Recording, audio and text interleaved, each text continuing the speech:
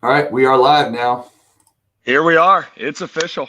We're It is live. official. We are live. This time we are operating from my social media pages instead of your social media pages, just to mix it up a little bit today, Donnie. Yes. Well, yeah, and a couple things. You're driving, right? You're setting the whole thing up.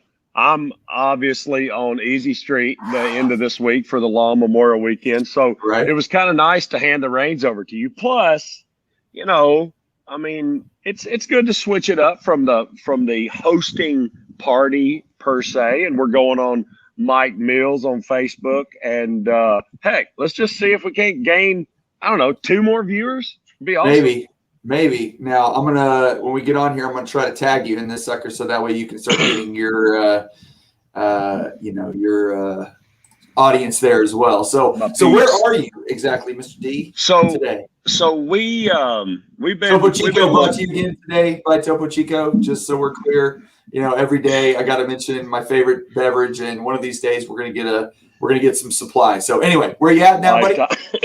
So Mandy and I have been exploring South Florida for 5 years, right?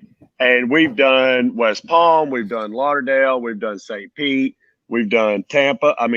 Tampa, St. Pete area, Fort Myers, Sanibel, and we actually landed. One of the places we really fell in love with, just when you come over the bridge, is Marco Island. So just to Okay. give you a quick, I don't know which side I'm showing you of the backwards or forwards, but let's just say, no, look, over here is better. Over here is Miami, right? And above that is Fort Lauderdale and West Palm, Boca Raton, that kind of thing. On this side, you got Tampa, and then you come all the way down to Fort Myers, which, by the way, is the lightning capital of the world.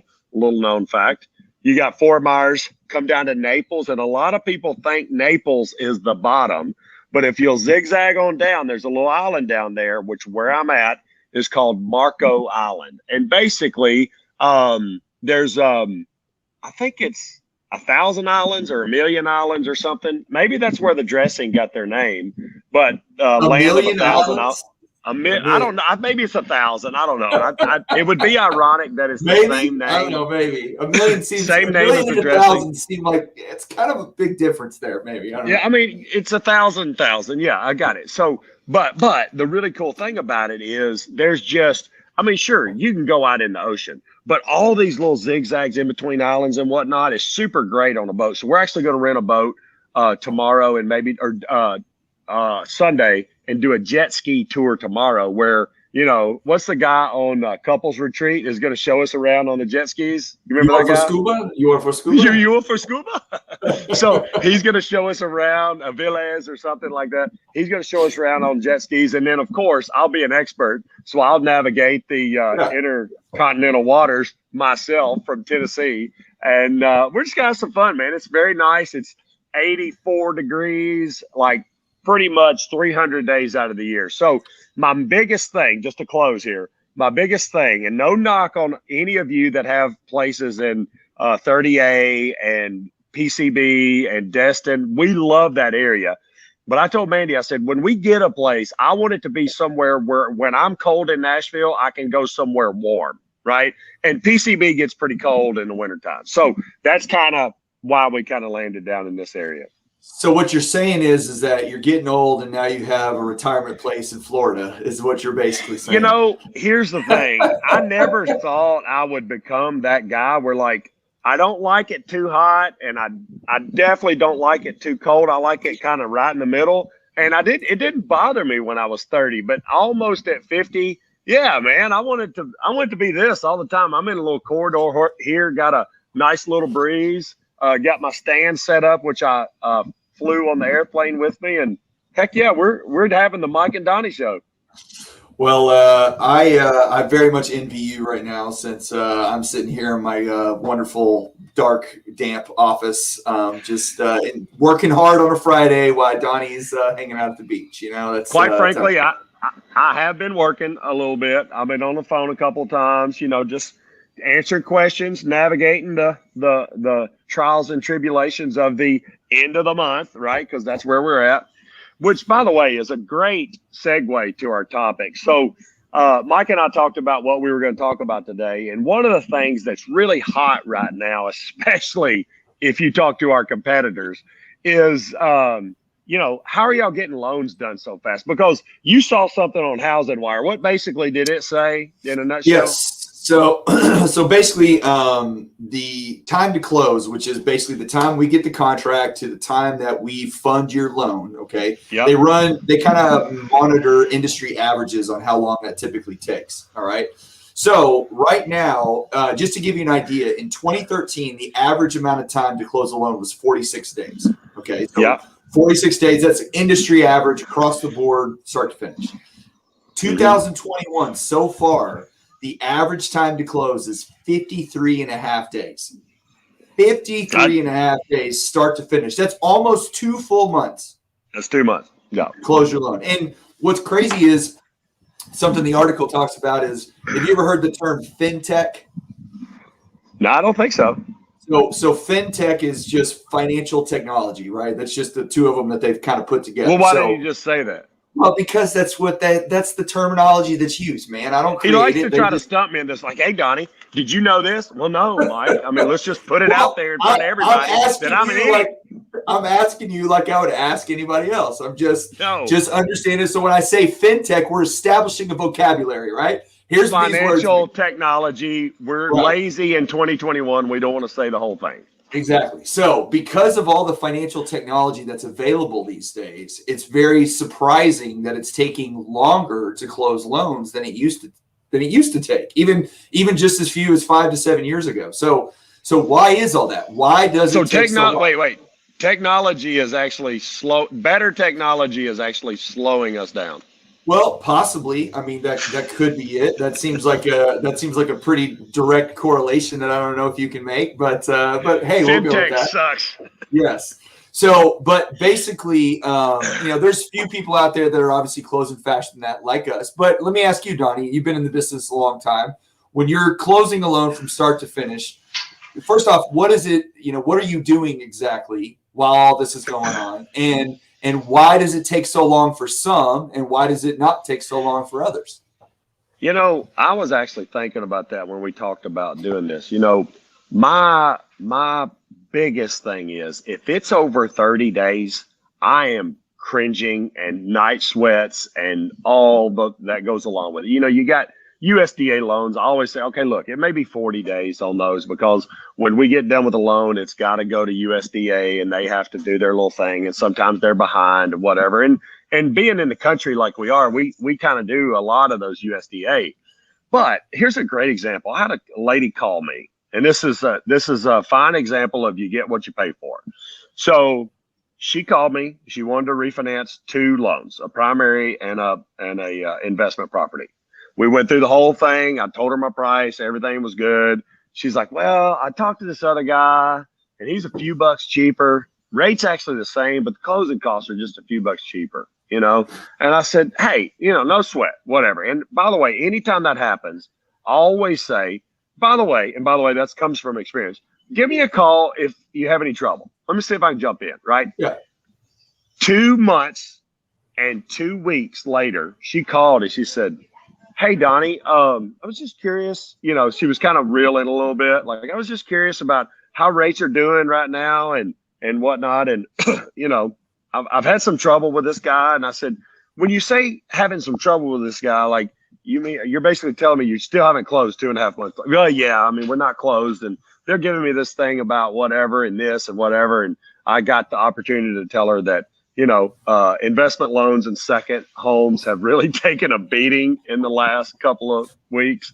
And I think we're going to end up doing the deal. But here's my thing on that person. They may have underwriter problems, right? Where, just true getting it through the funnel where we're in 2 or 3 days underwriting. They may be in 2 or 3 weeks. So I'm taking that into consideration. They very well could have had something to do with, appraisal problems, right? Where the appraiser's saying, hey, look, I can't get that thing in. It's going to be, sorry, I get pop-ups. It could be 3, 4, 5 weeks, whatever for the appraisal. And then I sit there and I think, you know what? It could be something about this person is either too busy or doesn't care. And that's where, when I, as a professional, I'm not the guy that just comes into the mortgage business when it's hot and gets involved and, yeah, man, I'm slinging loans, whatever. And then it slows down because rates go up and I go do something else. Mike and I do it a little bit different. This is our livelihood and we're going to do it forever and ever and ever. And we literally cringe if your loan is not going as fast as it is. So, Mike, those things and some of, they don't care. It's just a numbers game. And if they can get to it, fine. If not, they're just too busy and they can't get to it. Yeah, I think the biggest separation in most cases is why does it take so long to close a loan? And a lot of times, I use an analogy a lot about when people ask me about other banks. Well, what about this bank or what about that bank? And I'm not going to name any just for the sake of not. But I'll say, well, it's just like anything else. You can go to Harvard University and you can have the worst professor that you've ever had in your life.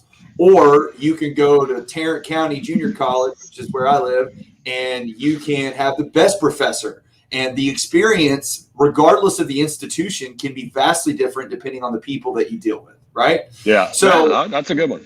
So in my mind, like when you look at the experience as a whole, number one is it's the individual that you're dealing with. Who are you talking to? Do they make you feel comfortable? Do they give you a sense of trust so you feel like they're going to take care of you and do what's in your best interest?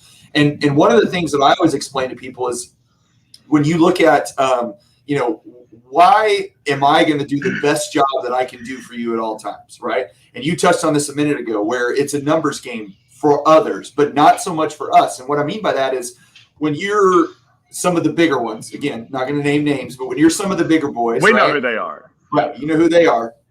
Well, when the phone rings, because they've got, $1 million ad budgets, they've got all kinds of stuff that they pop up online and phone calls and mailers and all this stuff. And so they're just trying to get the phone to ring. And so when they call, somebody's on the other line, they answer the phone, they'll fill out your application, ask you a few basic questions, and then kind of move on down the line. Well, the bad news is that person that you just spoke to has no ties to you, has no ties to your agent, has no ties to anything other than you picked up the phone and called him at that moment, right? Yeah. And so when they did that, that person has no obligation to do the best they can do. Because guess what? If they don't, does it matter to that guy?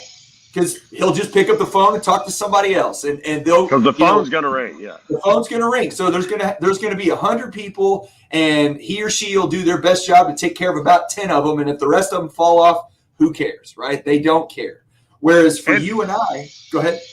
Well, I was going to say, and it's a low-hanging fruit situation, right? If you got 10 loans sitting on your board in front of you, and 7, you can get 7 of them done. You got X amount of time to do 7 loans. Yeah. You're going to pick the easiest one. You got one that's got a little hair on it, and this guy over here, said they were shopping you. Okay, forget those 2. And then this guy right here, he was kind of snotty on the phone. So, yeah, we'll just call these 7 back. It's definitely low-hanging fruit.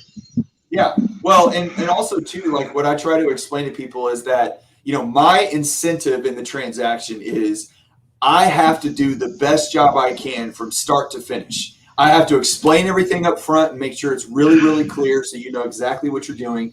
And I have to make sure that when we get to the end, everything that I told you is the way it was, the way I explained it at the beginning or better, right? That's what I have to do, because if I don't, then your agent that referred you to me, or your friend that referred you to me, or however you got my information, I owe it to that person to do the best job I can, because that's how we make our money. If we don't do a good job and we don't get those referrals, then we don't get business down the road.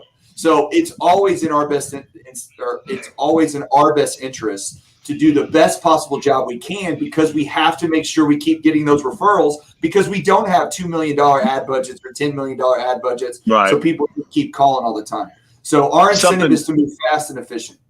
Something to touch on there. However, and I know Mike really well. Some of y'all on here probably do, and maybe some of you don't. But Mike and I are alike in a lot of ways. While certainly you're exactly right. And if you cut right down to the chase of why we call people back, why we do loans fast, why we tell people the truth when things start to go sideways, is because we got to take care of our referral partners. We want the loans to keep coming in and whatnot. But the truth of it is, those kind of things that reason does not wake you up at night in cold sweats, right? Right. The reason that happens is because, I don't want to say, oh, we're good to the core or whatever, but we really do care about, we're just so good to the core. But I mean, reality, we really do care. And, maybe it's because we might bump into you at the grocery store, at the, our kids pitching against your kid in the ball game. And, I don't want you beaning my kid, kind of thing. But I think the real reason is because, we literally give a crap or whatever about you and your loan. If it's important, I say it all the time. If it's important to you, it's important to me. People say, hey, sorry, I'm asking all these questions, but it's just something that's on my mind. And, I say it all the time. Like, look, I don't want you at night, right before you go to bed, to think, man, I need to pop 2 Tylenol PM so I can go to sleep because I'm so stressed about this. When you feel that way, I don't care if it's 9 or 1 o'clock in the morning, pick up the phone and call me. Let me answer your question so you don't have to take that sleep aid, right? So I guess, yes, you're right of what you're saying, but also it's about, I really do care. I really want to make sure that you're getting the info you need at the time you need it. Yeah, no, I agree. And what I'm saying is too, and this goes back to what we were saying, why does it take so long to close loans? Well, it doesn't if you do it right. And the whole thing is that when we get from, I think 30 days is a reasonable amount of time. And I would say, as on average, I think our company was what were we, like 22 and a half or 23 days? 22, something like that. Yeah, something like that. So so we can move quickly. And most of the time, it's appraisals. Appraisals take a little longer. You don't really, you have a little control over it. You don't. But ultimately, the timeline is determined by you and me, Donnie, because when we put our team in place to make sure that we have certain milestones that we hit at certain points throughout the contract, and there's a deadline every single day to make sure that we get to the end when we say we will, and with ease and convenience. Because that's the other thing is, you can sprint to the finish line as fast as you can, right? But you're going to drive some people with a little bit of headache as you get there, because you're going to be stressing multiple parties along the way.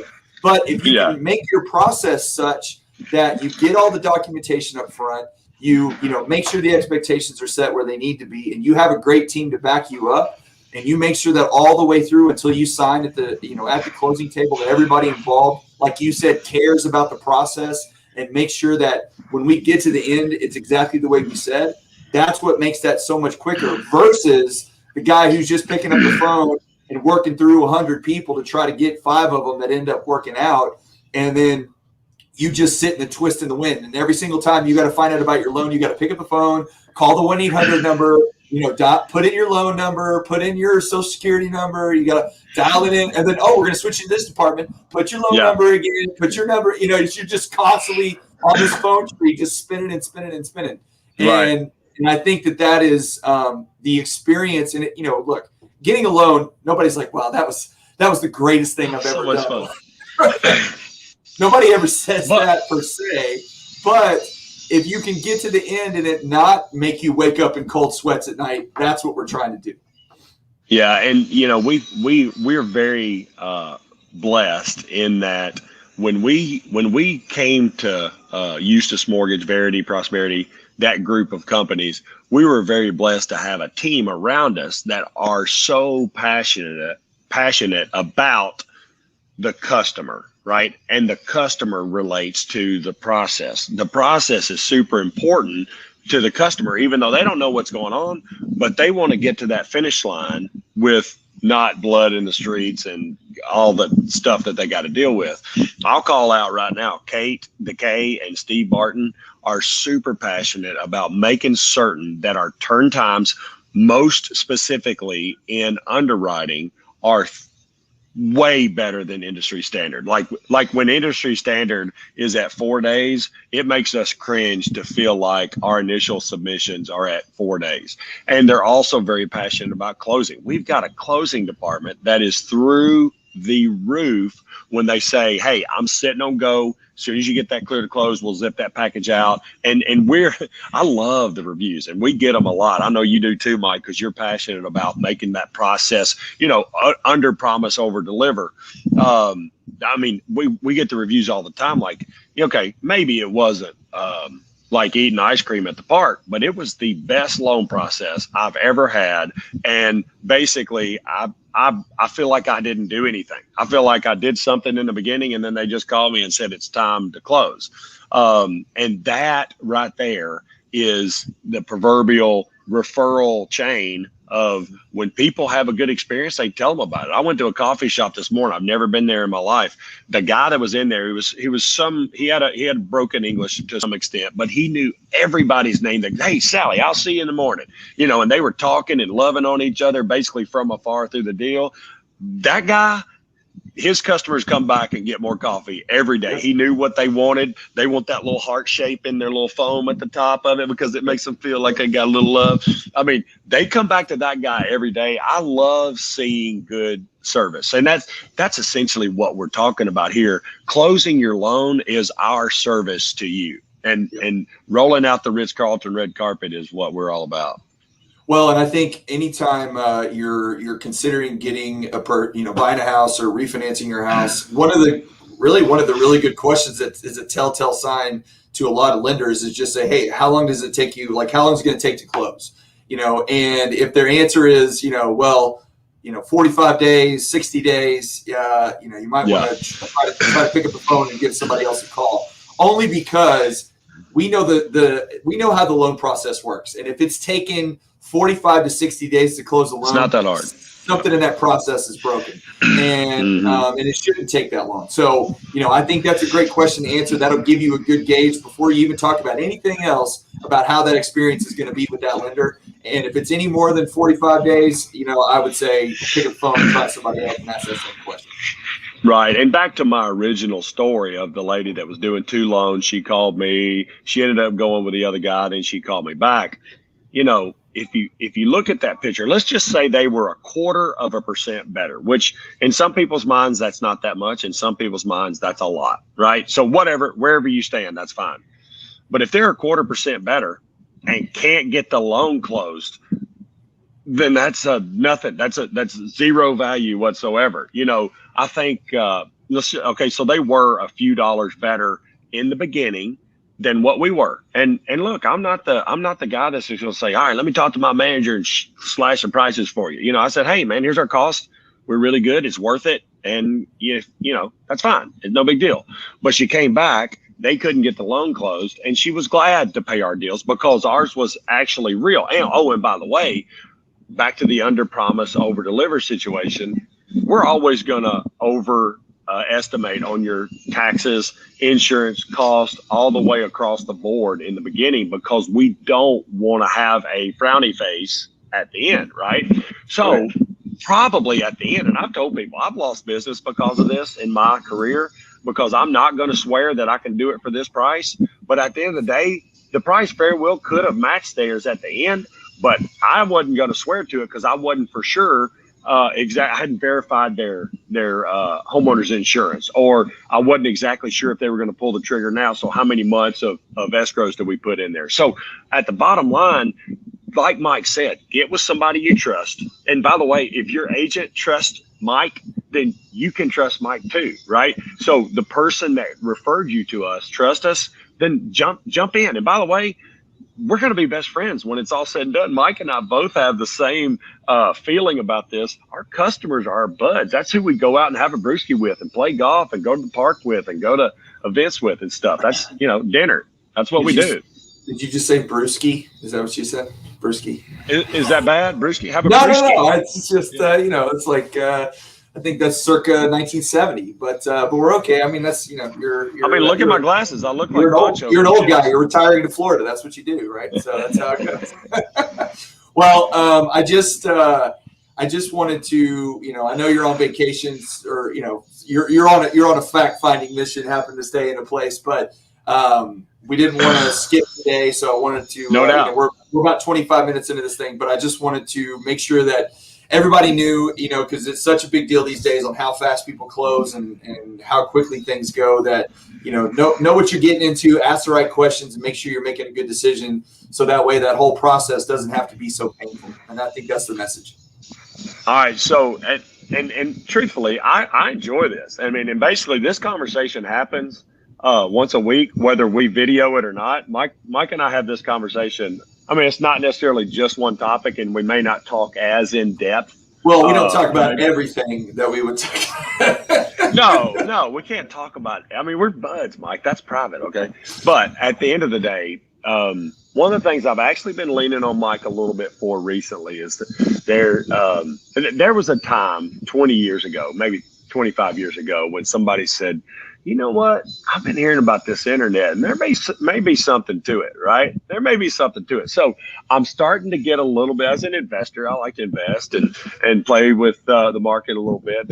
There may be something to this unregulated, it's not like you can use the word, Brian, I can, cryptocurrency. So give me, here's what I want to learn today. Here's what we as an audience want to learn today. I hear about this blockchain, right? So tell me what this is. Tell me about it. Okay, so whoa, real quick. 2 or 3 minutes, Mike. 2 or 3. Okay. Gotcha. That best way to describe blockchain technology that I've heard is it's an online ledger. Okay, so it's you know what a ledger is, like it's like you would use in accounting. Transactions occur, right? It's transparent, so meaning that you or I can access this ledger at any time. Okay, and it's what they call immutable. It's a new favorite word of mine, which means that essentially, in order to make any changes to the blockchain, it has to be approved by thousands of different servers to acknowledge that a change has occurred and it's acceptable. Okay, so essentially, what that means is that if you want to go and mess with something, hack it, jack with it, do whatever you want, there has to be thousands of different computers that would agree that that change is acceptable. Okay, so is it impossible to hack? Nothing's impossible, right? Anything is possible. Is it extremely difficult, the hardest thing that you could possibly imagine to hack? Yes, it is, for a number of reasons. But ideally, what we're doing is they're creating a technology that allows you to record data in a transparent public manner that cannot be messed with. So it makes transactions, it makes investments, it makes all kinds of things much more secure and safe because of trust. Because I know that this can't be messed with. And ultimately, that's what blockchain is. It's something that sounds great. I don't know what's going on there, but you got some kind of what do you got, construction happening? Are they working on the roof? Somebody's laying tile. Somebody's laying tile up on the top up here. Yeah, well, kind of loud. That's basically what it is. There's a whole lot more to it, but essentially, it is a technology that you have access to now that can give you security and peace of mind, knowing that the transactions that are made can't be messed with, and that's the biggest piece of it. So and basically the transactions you're referring to is only Bitcoin or just all transactions? But how does it correlate to crypto? So Bitcoin is, like, let's call it the grandfather of cryptocurrencies. Okay, it's the original one. It was actually created in 2009 by a guy named Satoshi Nakamoto. Okay, and nobody knows who this guy is because he left himself to be essentially anonymous. Right? Nobody knows exactly who he is. And he created Bitcoin after the financial crisis of 2009 to where he felt uncomfortable thinking that I put my money with a large institution like Bank of America or whoever, and they make bad decisions with my money, and there's a possibility that I could lose all my money because that bank made bad decisions. So that third party controls my assets. And he felt like he wanted to control his own assets and have his own digital security. So he created Bitcoin that is a finite currency. Okay, let's call it. It's really, these days, the word store of value is probably a little bit more appropriate. Currency would indicate that you can buy and sell anything with it, and it's not quite there yet. And I don't know that it ever intends to be there, but ultimately what it is because it's finite. There's only 21 million Bitcoin in circulation. That's it. There will never be any more ever. Okay, so 21 million that have all been created are recorded on the blockchain. So when a Bitcoin gets created on the blockchain, it is registered and ledgered on the blockchain, so it cannot be recreated. So in other words, unlike the US dollar, which we talked about inflation before, that gets printed over and over and over and over again to pay for whatever we want. Now we have, trillions and trillions of dollars out there. Bitcoin cannot do that. So because of its being a finite resource, it holds a lot of intrinsic value for that reason, because it cannot be recreated. So why does it have value? What's it backed by? Well, I would say the same thing if you were to ask me why the dollar has value. Well, the dollar has value because you and I put faith in it. Part of it's because of the government. Part of it's because we've got a lot of big guns. And if anybody argues with us as the United States, they got a problem. So that's why the dollar has value. Well, crypto and Bitcoin has value in particular because people put value into it. They put trust. And so the more and more people that give Bitcoin value, the higher the value goes. So as the adoption rate continues to incline, which right now it has, because now you've got hedge funds creating funds for this. You have Chase, Bank of America, Wells Fargo, all creating trading ability within their platforms to be able to use cryptocurrencies, especially Bitcoin. So it's not anything that I feel like is going anywhere anytime soon. If anything, it's creating, or it's gaining a lot of steam, and it's going to create a lot of forward momentum going in the future. Yeah, I'm curious to see how that all turns out. And they talked about making Europe have its own currency instead of everybody have their own, because it does get complicated taking a peso to a U.S. dollar to a Canadian dollar or whatnot.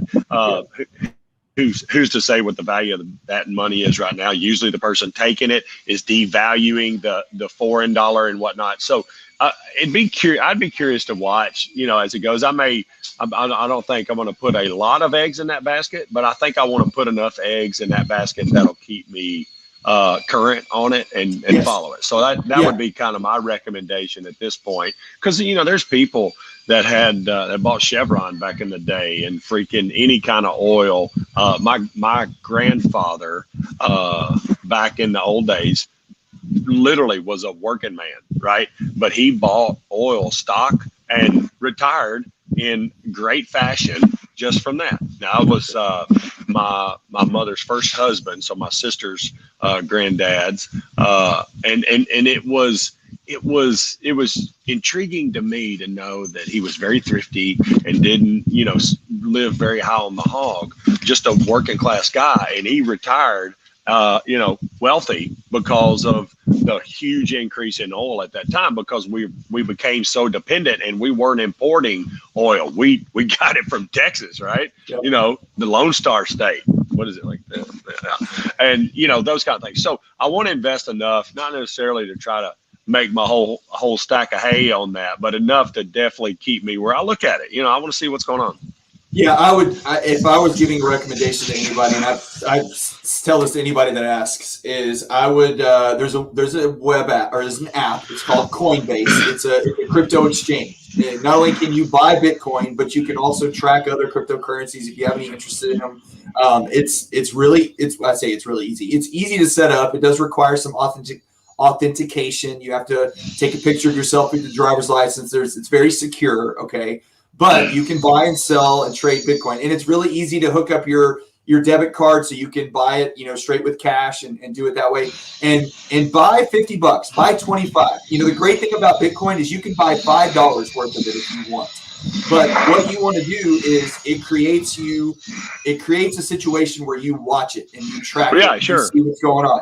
And I would never, just like I'm sure you, Donnie, would you ever recommend to anybody investing in something that they have no idea about? That they don't know how No, not at all. And by the way, for the compliance people that are watching this is for you. We are not giving financial advice. We don't know anything about this. And we're dumb humans that really, hashtag, we are not giving financial advice. Thank you very much. No, yeah, good. I'm glad you did that. I forgot about that. But either way, the three people that watch this. But my point is that just become knowledgeable, find out more.